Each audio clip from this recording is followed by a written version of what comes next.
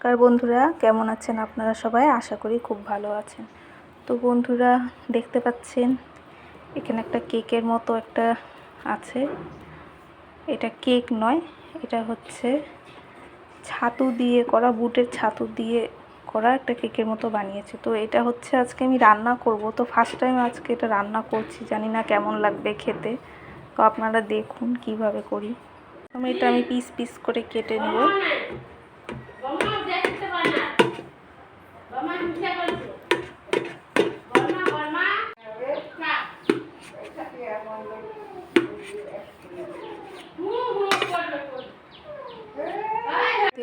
এবার কড়াইতে তেল দিয়ে নেব।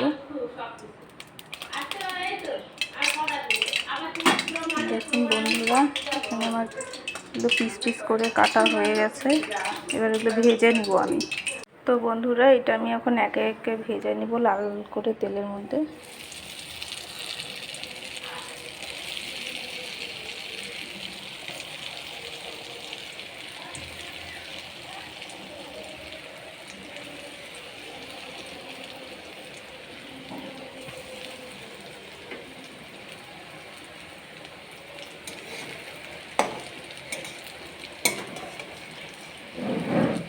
তো দেখুন বন্ধুরা, একটু আমার ভাজা হয়ে গেছে, পুরো লাল লাল করে ভেজে নিয়েছি। এবার কড়াইতে দিয়ে দিব তেল।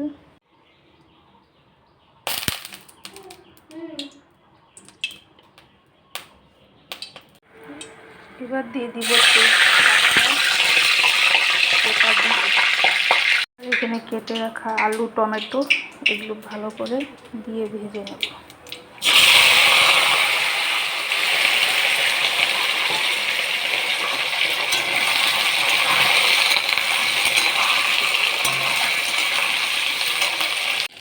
তো বন্ধুরা দেখুন, এখানে আমার আলু টমেটো ভাজা হয়ে গেছে। এবার এর মধ্যে আমি মশলা দিয়ে দিব, আদা, জিরা, লঙ্কা আর বাদাম বাটা। তো যেহেতু আমরা ভেজ খাই, সেই জন্য পেঁয়াজ রসুনটা দিইনি। আপনারা যদি ননভেজ খেয়ে থাকেন কেউ কেউ, তাহলে পেঁয়াজ রসুনটা দিতে পারবেন। তো এখানে শুধু আমি আদা, জিরা, লঙ্কা আর কাজু বাদাম বাটা দিয়ে দিব।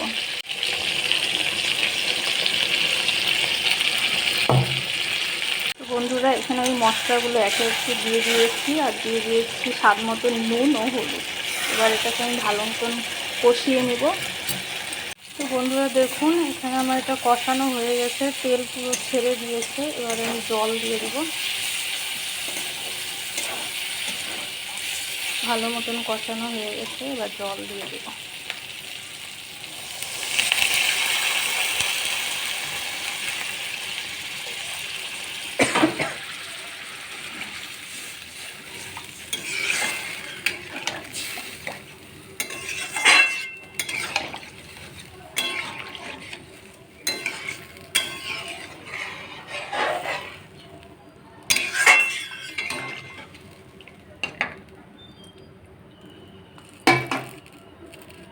তো বন্ধুরা দেখুন, এখানে ঝোলটা ফুটে গেছে। এবার আমি দিয়ে দিব স্বাদ মতন চিনি।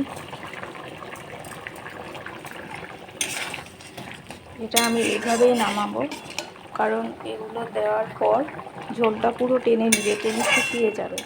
আর নামানোর পর আমি ঘি আর গরম মশলা দিয়ে দেব।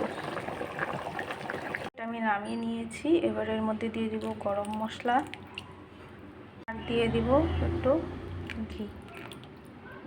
এবার একে একে বড়াগুলো আমি দিয়ে দেবো, কারণ বড়াগুলো আগে দিলে পুরো গলে যাবে।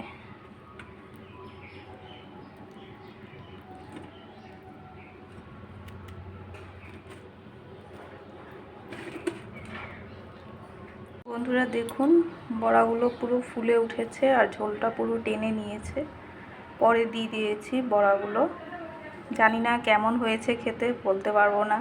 তো আপনারা অবশ্যই কমেন্ট করে জানাবেন কেমন লাগলো আমার এই রান্নাটা, রেসিপিটা।